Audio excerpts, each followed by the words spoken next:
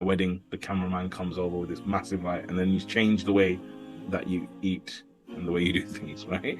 Yeah. And this is like a normal kind of phenomenon that when something is observed, sometimes it changes.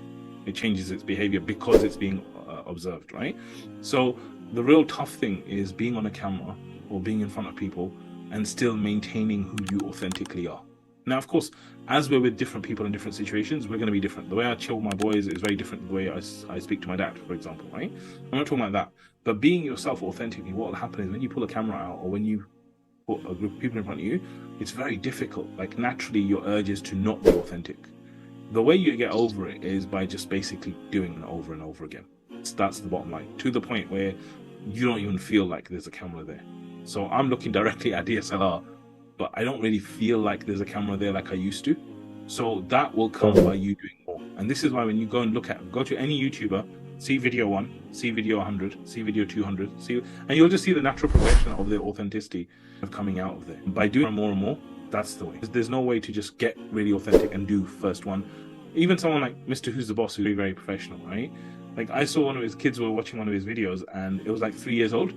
And I was looking at him and I'm like, this guy is so different to the way he is today. The emotion he's showing, all this kind of stuff, like it's so different. And I'm like, he's so professional even then, 2, 3 years ago, but now his personality is really shining through.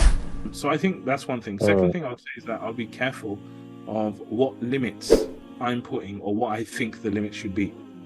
Yesterday on my drive, or today, I was listening to Sheikh Abu Isa's Adab al Mufrad series. And in there, he was talking about swearing. That are we actually allowed to swear?